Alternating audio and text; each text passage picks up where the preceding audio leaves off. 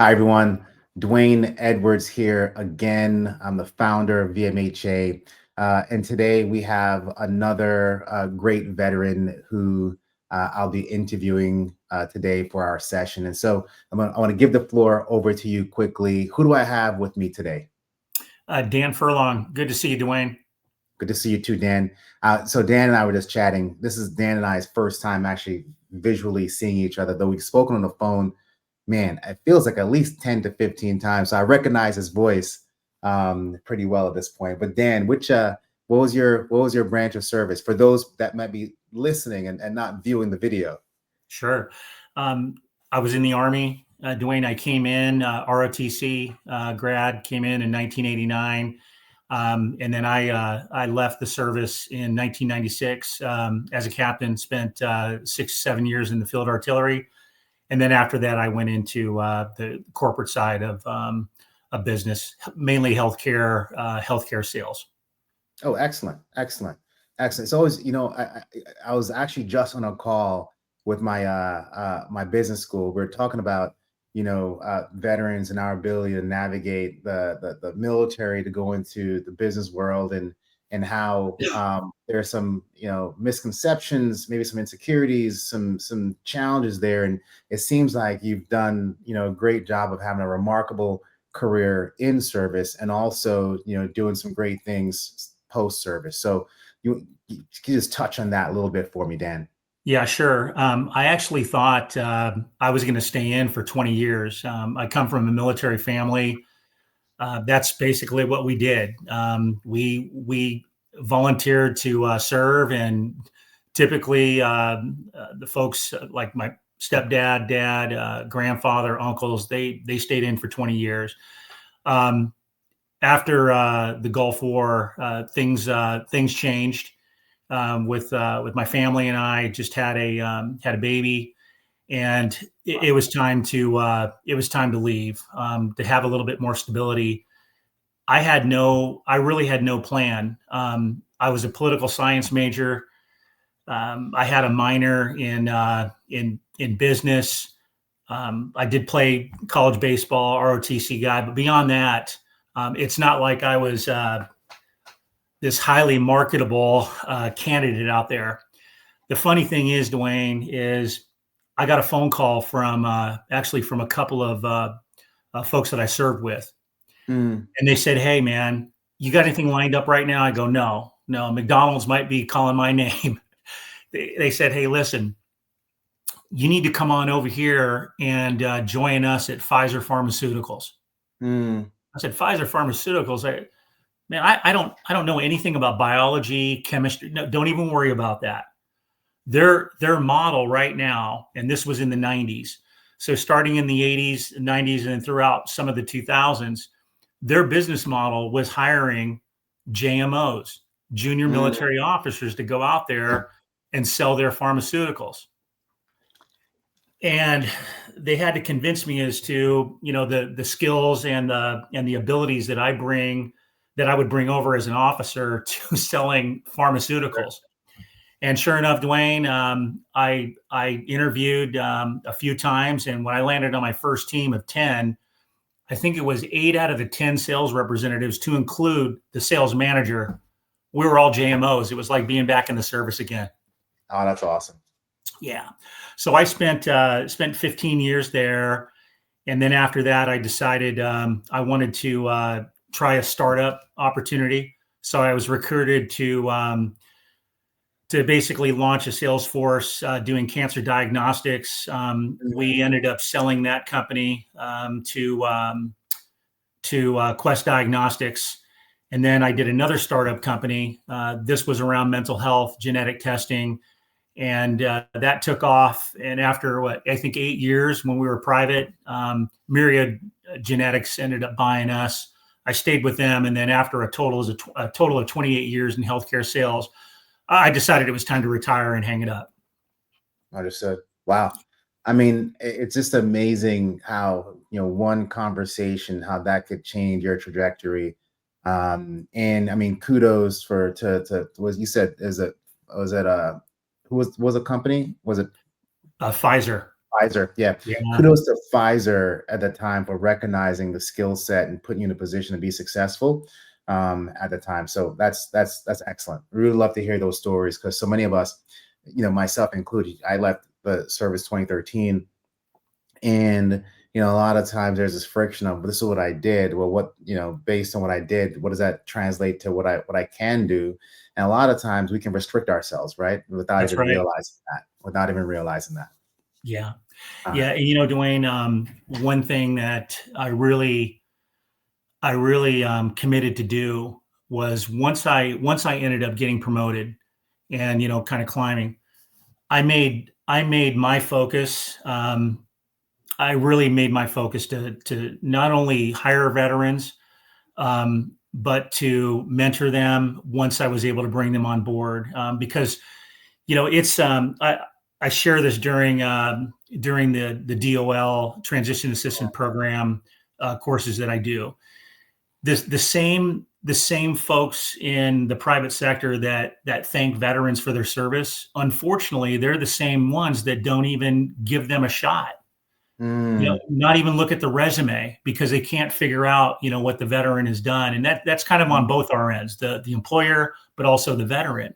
yep. So I made it a point, and it truly was a mission to train other hiring managers on how you can kind of source through a veteran's resume and Excellent. make it somewhat more germane to their language, Yep. and ultimately hire veterans throughout my career. Awesome. Love to hear it. Love to hear it. Well, speaking of mission and supporting our community, right, and helping folks move forward, I understand that you just heard some amazing news on your side. So could you share that with us, please? Absolutely, Dwayne.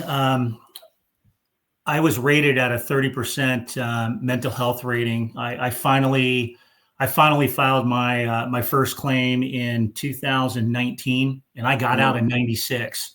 wow. And there's a few reasons why I waited for so long. My initial rating was 30%. In large part, I really felt like the C&P exam that I had was I felt it was dismissive. I Mm, felt it was rushed. I really walked away from that, feeling that apathy that I think a lot of us already have going into these things. My yep. exam lasted a total of 16 minutes. Wow. So I got the 30% rating and I was done with it. I didn't want to go through that again. I didn't want the hassle nor the stress. And then my wife and I, we were talking after I retired a couple of years ago. She said, "Hey, really, you should try to go back and get another exam because things have progressively gotten worse." Mm, And I said, I just don't think I can do this. So I started doing a little bit of research on some of the services out there, and that's how I found VMHA. And thanks to VMHA, the staff, um, I just got my rating back, and now I'm 70% mental health. And I wow. think that's exactly where I need to be. And I think a lot of us, we may not think that the struggles that we have are that devastating or that severe, but a lot of it impacts our families and our relationships, and we also owe it to them to really try to get the best care that we can. So I can't thank VMHA enough from going to 30% to 70%. It's just a wonderful feeling, and I can't thank Dwayne and his crew enough for helping me out.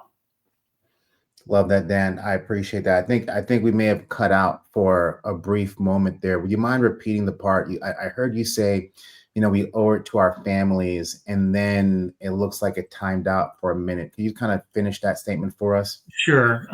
Yeah, I think a lot of times we as veterans that might be suffering from mental health issues and challenges, we may not see it like our loved ones do. That's right. And going back and making sure that you have the fair rating that you deserve. We're doing that for ourselves, but we're also doing it for the ones that are around us because they care and they want to see us healthy and they want to see us get the care that we deserve. That's right. That's right.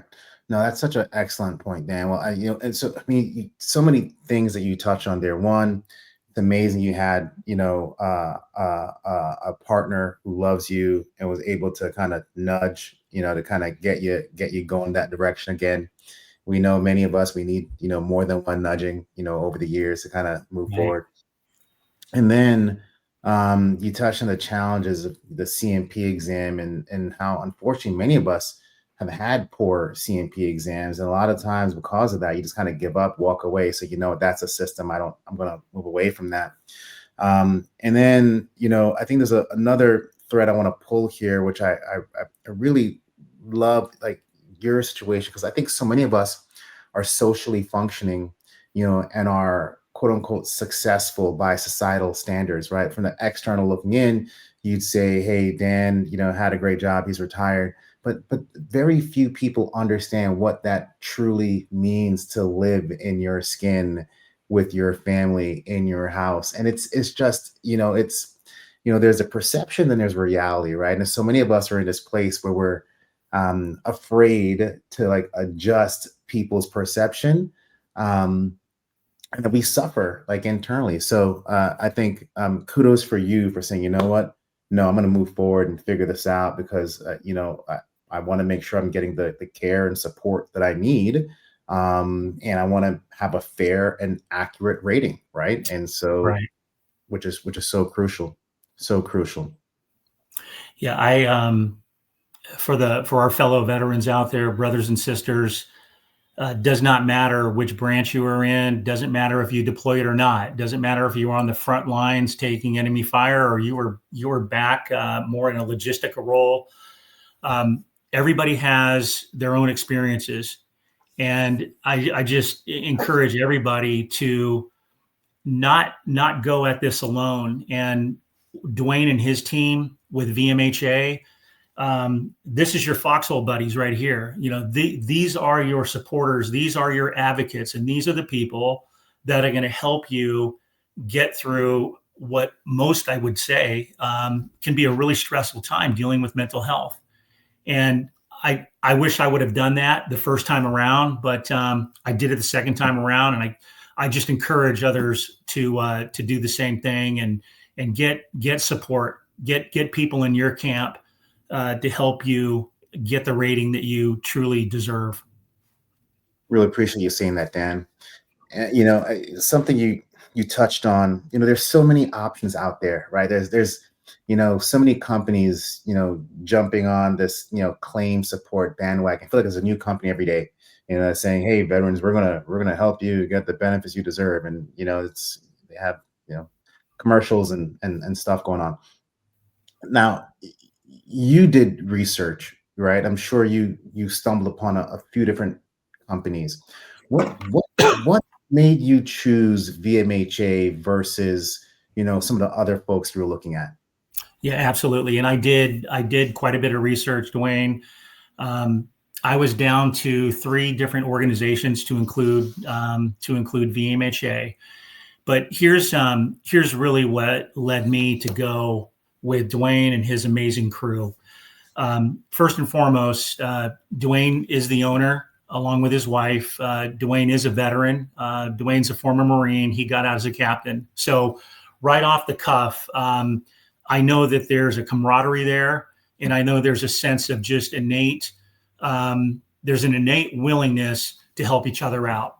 Yeah. The second thing is their website. VMHA's website is phenomenal. It's exceptional. If there's a star rating, I would give it a 5-star rating. The way that it's laid out, the information that's contained on the website, essentially, you're trying to figure out, okay, what does this company offer? But then also, what does this company offer that the other companies don't? And the way that Dwayne and VMHA have laid out their information, it's so easy to digest and it's simple to understand, and the flow is it's just very smooth. The third reason that I went with VMHA is because of their experts. They're psychologists that are trained in mental health. I researched, I think there were 3 of them. I researched all 3. I went to LinkedIn. I went to Health Grades. I mean, I looked everywhere. And, I think with Annie Powers in particular, she has a background specifically in trauma. Okay. So these are experts in the field. They're up to date on the data, on the information.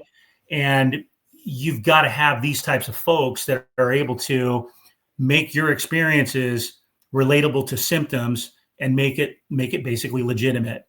And then last but not least, and probably the most important thing of all, and I'm going to go back to Dwayne. When we did our initial, I guess I'll call it screening. Sure. There was just something about you, Dwayne, that I even told my wife. There was just a genuineness. There was a comfort level. There was just no pressure, no stress. Like maybe you said earlier on the recording, I felt like you and I had almost, met somewhere. And, ultimately, and coming from a sales background, there's the old kind of corny saying, people buy from people who they like. Sure. And that could not be any more true than what happened with my interactions with Dwayne. So those are really I think that comes down to 4 reasons. Veteran owned, the website, they're psychologists, they're experts. And then last but not least, the initial interaction with Dwayne. Man, I appreciate you, Dan, for saying that. Big, trust is so important to us in this game, right? There are so many reasons for us not to start this company, right? You got the sharks out there, you got the perception, you got, people that complain that you're charging veterans and not doing it for free. There are so many reasons not to start it. And then for us, it's moments like this, is talking to veterans like you that are able to either see through the design of the website to understand, who we fundamentally are. You're able to see through our interactions to understand who we genuinely are. And I'm the face. I think I have an easy job, Dan. I get a chance to come here and talk to folks like you and just be myself. But everyone in the company is just like this. There's a level of, this is who we are. We believe in the mission. This is why we do it, and you have to have that to join the team, right? That's absolutely bare bones. Yeah. And, with customer support, I'm not sure, Dwayne, if that's the official title of that, say, team or department. Sure. Working with Desiree. Like I think I told Dwayne earlier, I said, hey, I'm just glad I was able to get on StreamYard. I've never done this one before.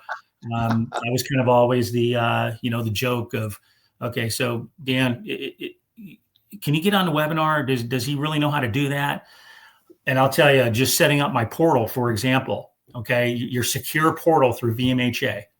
I gave Desiree a call, and not only was she understanding, but she was kind. She was professional, and she made the experience come across as, we're not judging. we're not judging you. Dan, we're going to help you, and we're going to get this thing moving. And sure enough, that she did. And every other interaction or email with Desiree in particular, related to logistics or customer support, email, text message, phone call, nothing but 5 stars. It's just 5 stars all the way around. Oh man, that's so glad to hear. I'll tell you, Desiree has been an amazing addition to the team. I think she's been on the team maybe 4 or 5 months now. Maybe it feels like longer. It feels like she's been here forever. But a big part of that, Dan, is that, she's been supporting the first responder military community for over 15 years now. And she just has a genuine appreciation for our community. And you can't teach that, right? You can't. It's either you have it or you don't, right? And so that's part of the reason that we're so thrilled to have her, on the team. And I'm, it certainly frees me up, because now I know that, hey, once we have that initial screening, and I hand someone over to Desiree, that I'm able to trust they're gonna get the same level of care and support that I would give. And so, really great to hear you say that. I'll make sure she watches this video at some point so she gets to see it and hear it too. So that's excellent. And then the other piece that I want to touch on, that's really, really crucial. It's, our psychologists, right? I love the fact that you researched all of them. I love the fact you went to LinkedIn. I love the fact you went to their bios, because that's one of the pieces that, and for any veteran listening to this, I would encourage you to, if you're debating, who to go with, the big piece that's going to, differentiate an organization is what's the quality of their psychologist, right? Are you going to a referral network, or are you going to an internal team that's used to doing this day in and day out, right? Is that team controlling quality? Is that team focused on you, or are they squeezing you in, on top of their other workload that they're doing? And so, I'm really, really happy that you said that, because that's, if there's anything that I think really sets us apart from other organizations, that shows the spirit of who we are, I think the psychologists and the quality of our psychologists, not to mention our head of psychology, I'm biased, and she's my wife, Dr. Edwards, but, much of our assessment practice and how we've set up our evaluations and all the minor choices that, Dan, honestly, you and the folks that we see probably will never ever feel, but the level of detail that we went into making sure that that is smooth, effective, and clinically optimized, that we spent a lot of time to do that. So I'm really glad to hear that you spent time kind of focusing in on that area.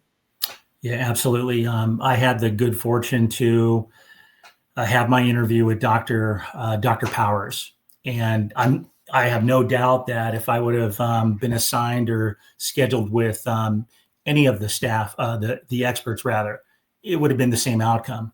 My wife actually was, she was kind of off to the side listening to the interview, and she's got a background that's social work, gerontology. Okay. So somewhat similar when it comes to, having those skills of empathy, listening, seeking to understand. Dr. Powers, I spent a full hour with her. I don't even know what to say other than she's just overall phenomenal. The empathy that she did have, the genuine listening. She just knew at certain times maybe when to dig a little bit deeper, and then maybe when to let go. When I can kind of get on a roll, and during that time, I think, I was kind of in a bad spot, mental health wise. I know I was cutting her off, and she didn't try to overpower me and speak over me. She was just so good at letting me, air it out. And when I got my IMO and my Nexus back within, I think it was like 2 weeks. It was phenomenal turnaround time. And actually, I delayed some of that because I was waiting on additional documentation. That's right. I received an 8-page detailed, cannot believe the detail in this thing, an 8-page IMO Nexus. And you talk about somebody that was listening to your experiences and your struggles, and just how you're trying to get by, the ups and the downs. I don't know how she did it, but the way that she captured the information, I could not imagine any VA rater. I mean, you get this, and I think you're in such a phenomenal place. And I can't thank Dr. Powers enough, because I know that this is a huge part of the supporting documentation that led to my 30% to 70% decision. The other thing, Dwayne, I wanted to tell you, this time around, I did put a lot of care in just getting my stuff organized to include this. This is the crazy thing. My VSO was telling me that, Dan, expect about 8 months. Once my C&P exam was done with the mental health provider, he was able to turn the exam in within a week, and he was good. Dwayne, they made a decision on my claim in 2 weeks. Excellent. And I have to believe, because I've talked to a couple of VSOs, I have to believe it's because my packet was locked in tight. I had a good C&P exam, but then I have supporting documentations like this, where they're not having to call you back and email you and try to get in touch with you and say, hey, We need this. We need that. 2 weeks. Doing 2 weeks from the time they turned in my CNP exam. That was it. That's excellent. And that man, and that's so crucial, right? Because Dan, I talk to so many veterans, and the time it takes for us to get to the point where we're ready to submit that mental health claim, a lot of times it's years. For some, it's Yeah. decades, right? For some, it is. And so for us, that's a big reason that we're so cautious about being as comprehensive as possible, because I mean, today's Marine Corps' birthday, so I'm gonna bring a little Marine Corps into this. There's a term, one shot, one kill kind of thing from Marines, and our IMO, we want that to be like, we put all the work in to make sure that, hey, once you review it, like, you don't have to go anywhere else, right? We do, of course, there's buddy statements, personal, all the things that we recommended that you do to go with that to make sure your package is strong.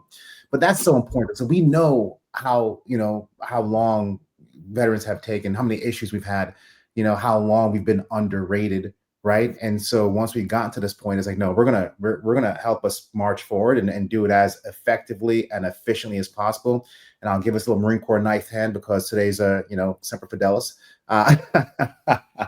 But I'm going to touch on Dr.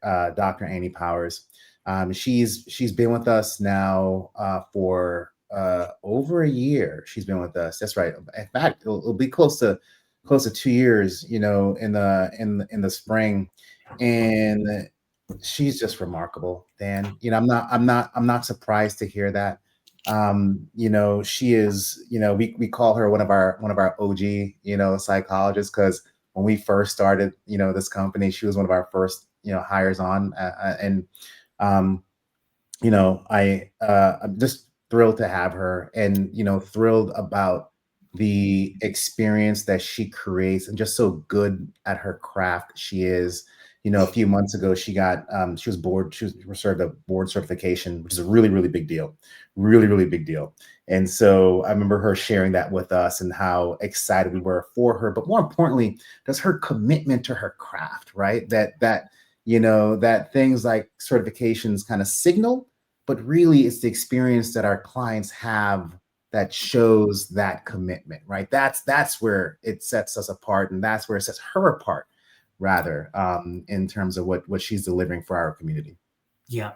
And, Dwayne, going back to what Dr. Powers did, and certainly I know the way that you all design this,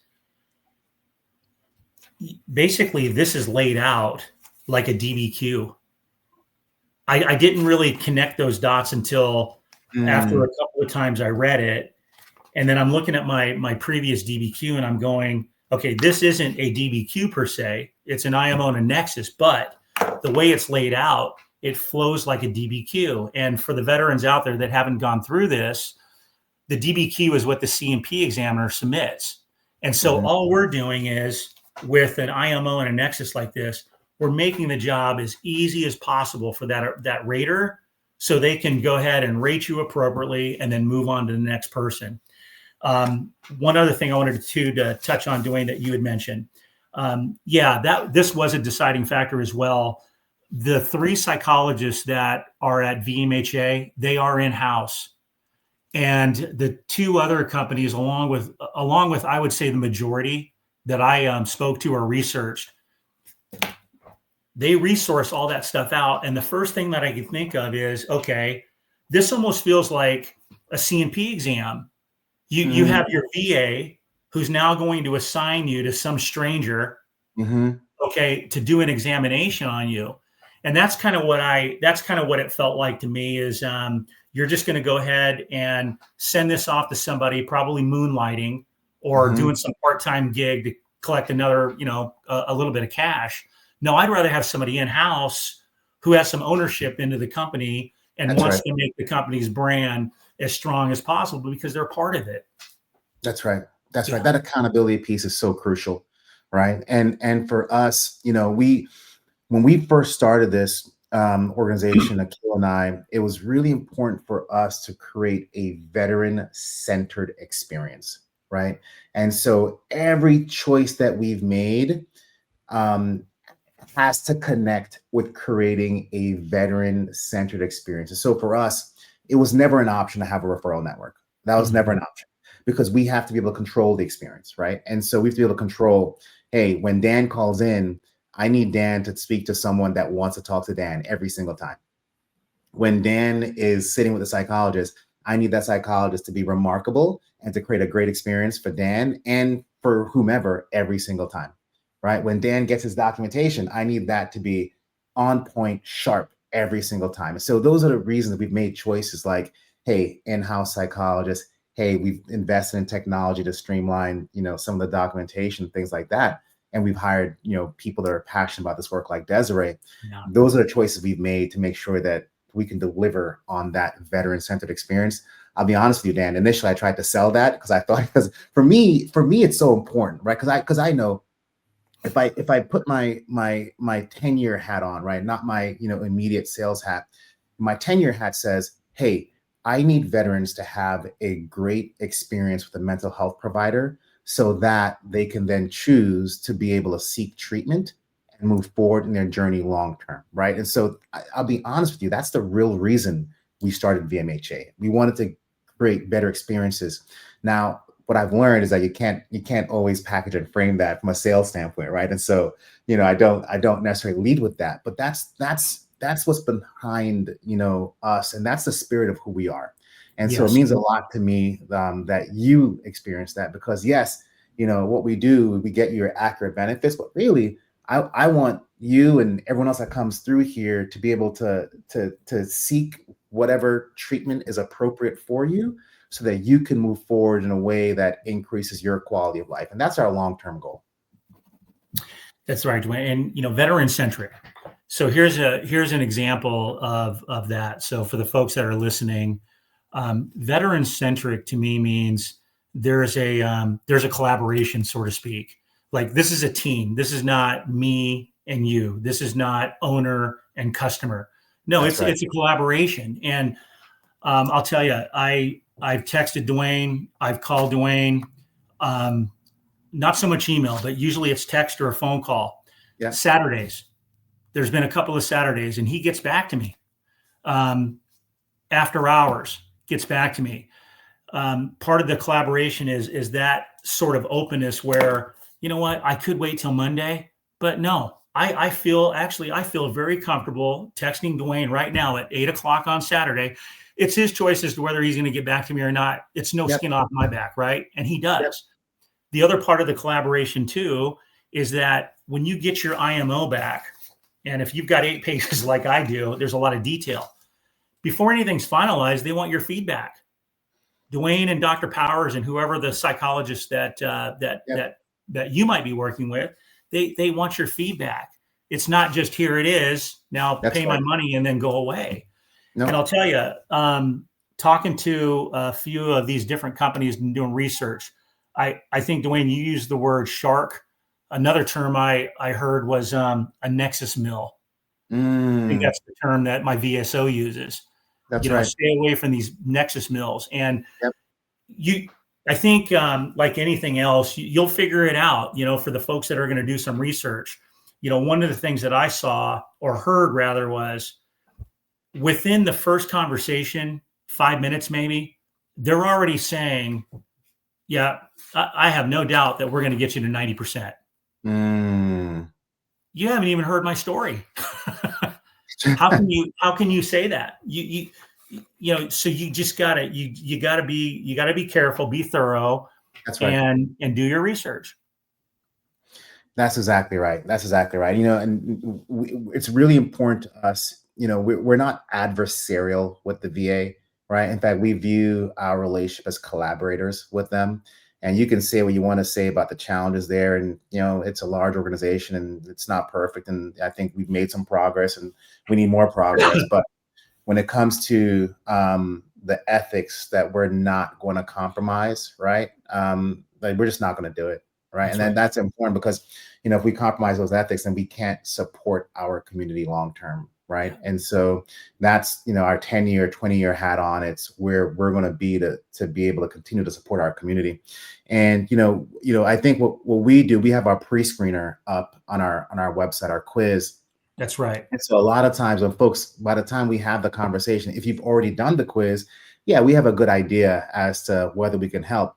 But it's really important to us to never promise any number, because we don't know. Like we have to go through the evaluation. You got to go through the comprehensive assessment. At that point, you'll have a clinical perspective, leveraging the VA's rating guidelines as to then a recommendation for a rating level. And only after that will we ever say, this is where we think you should be. But you don't know, right? You gotta have, data to point you in a firm direction.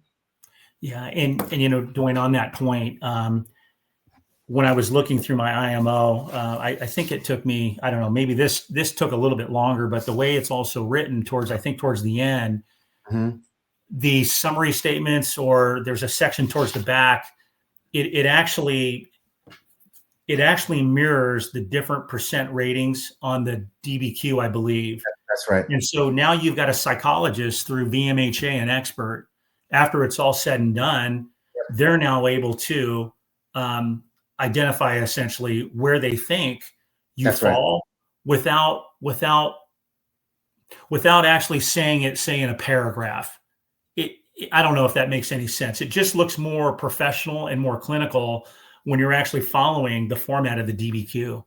Yeah, that's right. And that's a great point too, because we purposefully follow the DBQ format because we want to make it as easy as possible for the receiver of our documentation to be able to consume it, right? And the reason we do that, because we want to make sure we make it easy as possible to support our veteran, right? And so, but that brings up a really good point, because there's a misconception in our community that, and I don't know if we had this conversation, that you need a DBQ to submit with your claim. And what I tell veterans all the time is like, no, you need evidence, right? You need evidence. And so if you have qualifying medical evidence, that is when the VA can then make a decision to move forward without, requiring a CMP exam. Unfortunately, more often than not, they still require a CMP exam, even though they have qualifying evidence. That's a choice that they're making. And I think those choices are under some scrutiny in the last couple of years. But the reality is that you just need to have qualifying medical evidence. So we've structured it in a way to make sure that it's consumable, but yet not limiting, right? Because we don't, again, it has to be comprehensive, and we purposely don't do DBQs because we don't find them to be comprehensive enough to tell the stories that we want to tell to get veterans their accurate benefits. But hey, Dan, I know we've been going for a while. I'm having looked at the time. I looked up, it's like, oh my God, we've been talking for close to 40 minutes. I want to give you an opportunity. Are there anything else that you want to share before we wrap up? I've just really enjoyed this conversation. Like I've enjoyed all of our conversations, really. But where would you like to take us, as we wrap up this chat? Yeah. I just want to encourage and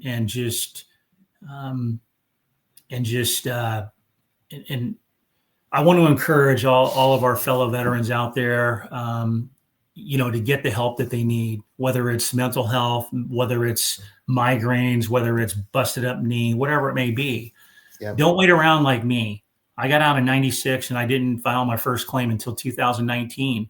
If you're still in the military right now, get all your documents squared away, get those appointments logged into your medical records and all that good stuff. And I think you can actually start filing at 180 days out. If you've already left the service and you're a veteran, it's never too late. The stress that goes into this, especially on the mental health side, can be overbearing. It can be overwhelming. It can be frustrating. You get angry. Reach out and get the support with VMHA, especially on the mental health side. They're your partners, they're your advocates, they're your foxhole buddies, and there's no reason to go about this by yourself. I just encourage all of our veterans to do that. Man, Dan, thank you so much, my friend. It's been a joy getting to know you personally. I feel like we've had, a bunch of chats now, and I'm really thrilled that we were able to support you, and I'm even more appreciative of your desire to support our community and to keep, paying that forward, supporting others. So thank you for sharing your story, and thank you for your continued commitment to yourself, your family, and our veteran community. Yeah. And Dwayne and to the rest of the VMHA staff, just a tremendous amount of gratitude to all of you. I can't thank you all enough. And if there's anything that I can do, whether it's talk to somebody who's interested, or help with anything else, please reach out, and I'd be happy to. It'd be an honor for me. Will do. Thanks, Okay. Dan. Excellent. Thank you, Dwayne. Okay. Bye-bye.